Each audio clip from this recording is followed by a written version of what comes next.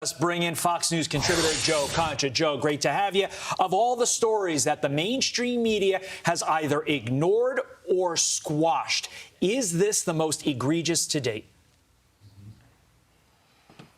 Yes, Todd, and I hesitated for a second, but when you think about it, it really is, because you also think about the fact that we now have a president in Trump that for 3 years, a Trump-Russia collusion dominated coverage in these situations, right? So you have basically a presidency that was hijacked as a result of this, and it wasn't even presented so much as an allegation. It was presented as gospel, that Trump absolutely colluded with the Russians, and therefore that's why he won the election. And then there were polls taken after 2016 when he won that found 2/3 of Democratic voters believe that Russia actually hacked our voting machines to change vote totals. All right. So here you have a president who is considered illegitimate and was called that by Hillary Clinton or Jimmy Carter, or name your MSNBC or CNN analyst here, as far as this guy really shouldn't be in office. Russia helped him. And now we're seeing actually the opposite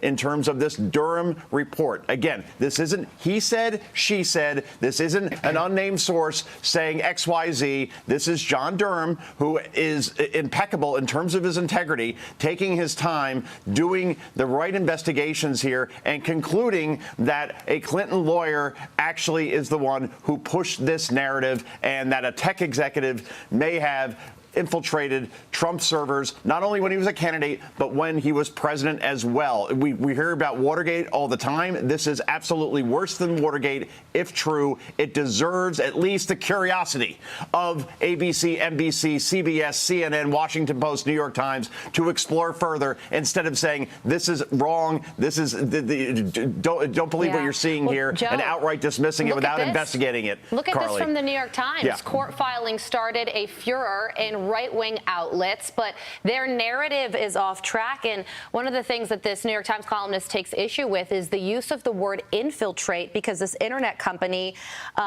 helped maintain internet-related servers for the White House. But it also admits that the company exploited this arrangement. Precisely.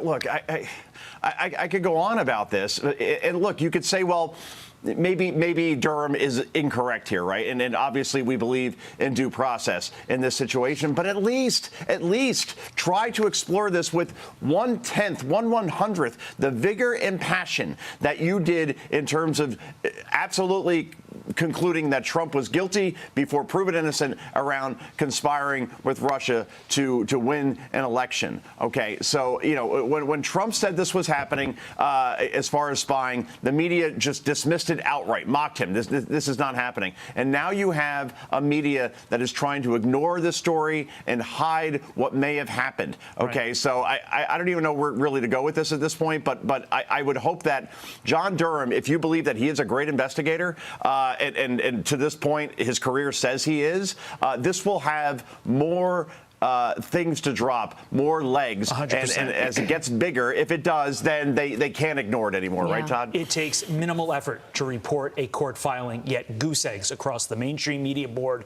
It's ridiculous. Joe Concha, we appreciate your time, sir.